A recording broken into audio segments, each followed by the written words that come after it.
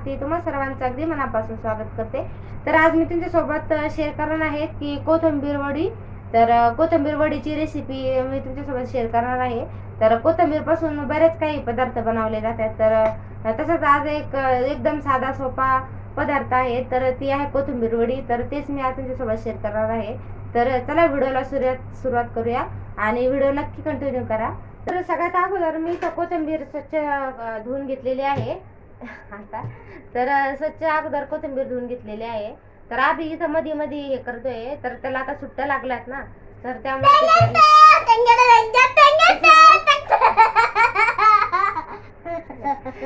तरी आमचं असं ते तर इथं लक्ष देऊ नका, इथं इग्नोर करा आणि चला पटकन आपल्या रेसिपीला सुरुवात करूया। तर इथं बघू शकता मी एक मस्त अशी कोथिंबीरची एक जुडी घेतलेली होती आणि आता सध्या कोथिंबीरची जुडी स्वस्त होती, 10 रुपयाला भेटलेली होती।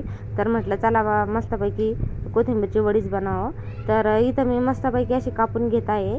तर कोणी मिक्सरला पण बारीक करून घेऊ शकतं।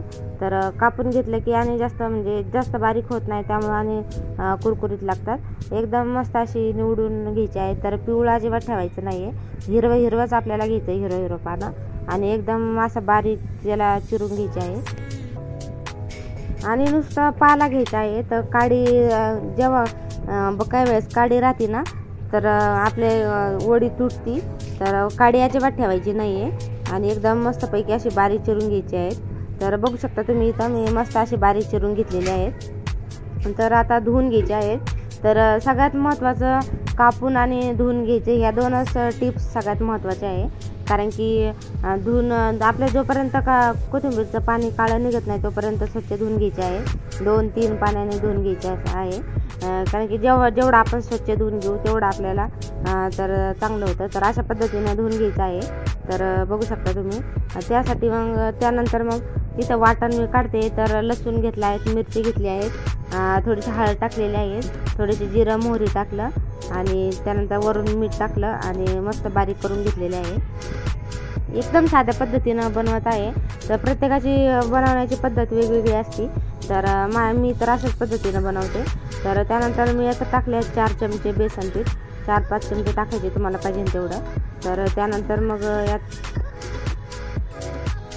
यात तुम्ही बाकीचे पीठ पण ॲड करू शकता, जसं की ज्वारीचं पीठ। तर त्यानंतर मी इथं टाकलेलं आहे, तर कॉर्नफ्लॉवर टाकलेला आहे मी अर्धा चमचा। त्यानंतर अर्धा चमचा मी टाकलेला आहे याच्यामध्ये ज्वारीचं पीठ आणि बघू शकता बेसन पीठ, कॉर्नफ्लॉवर आणि ज्वारीचं पीठ, असं 3च पीठ टाकलेले आहेत यात। तर तुम्ही यात बरेच पीठ अजून ॲड करू शकतात, तांदळाचं पीठ पण ॲड करू शकतात।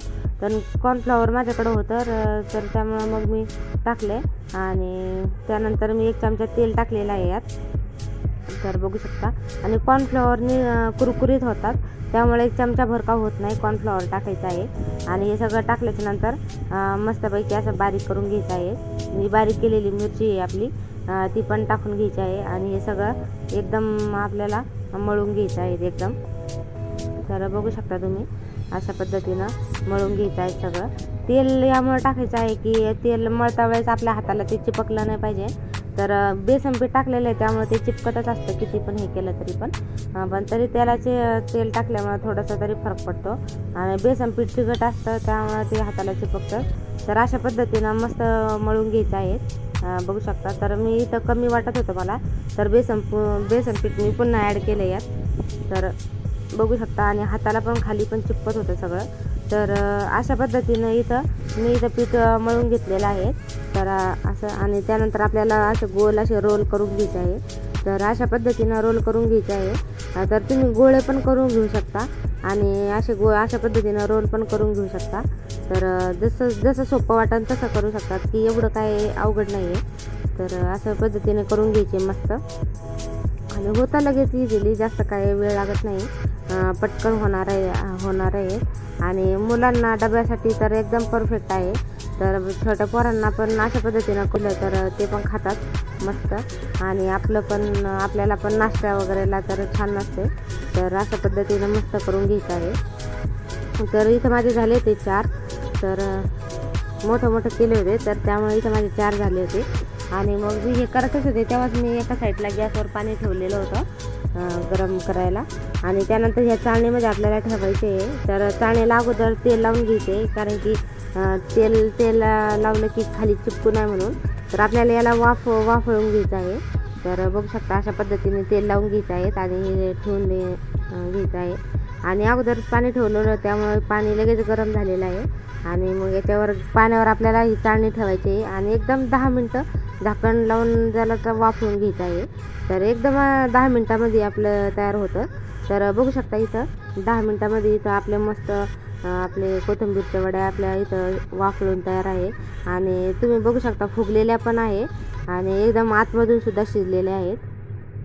तर खाली काढून घ्यायचं आहे आणि त्याला मस्त असं परत 10 मिनटं त्याला हे करायचं आहे, थंड होईपर्यंत ठेवायचं आहे. तर बघू शकता 10 मिनटांनी मग इथं थंड झालेले आहे. तर अशा पद्धतीनं कापून घ्यायचे आहेत, गोल गोल रोल असे कापून घ्यायचे आहेत आणि मस्त होतात.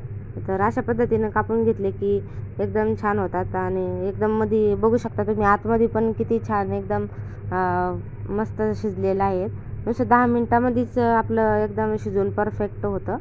तर बघू शकता तुम्ही अशा पद्धतीनं. आणि महत्त्वाचं म्हणजे तर याला आपण तसं पण ठेवू शकतो आणि बिगर तळल्याचं पण खाऊ शकतो आणि तसं पण छान लागतं खायला आणि असं कापून पण छान लागते. तर बघू शकता अशा पद्धतीने कापून घेत आहे मी.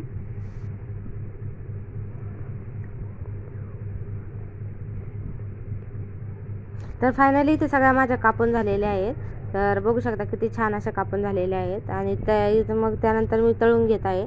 तर तळण्याची पद्धत आहे अशी की तुम्ही थोडेसे तेलामध्ये पण तळू शकता आणि एकदम जास्त कढईमध्ये तेल टाकून पण तळू शकता तुम्ही. पण जास्त कढईमध्ये तळून घेतलं की पूर्ण तर जास्त ऑइली होतात. तर त्यामुळं मग मी तर अशा पद्धतीनंच तळून घेतलेले आहे. कारण की जास्त लहान मुलांना खायचं म्हटलं की ते अशाच तळून घेतलेल्या बऱ्या पडत्या, जास्त ऑइली होत नाही.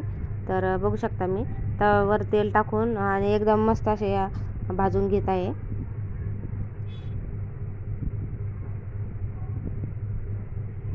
अगदी 5 मिनटामध्येच आपल्या भाजून इथं तळून तयार होतात.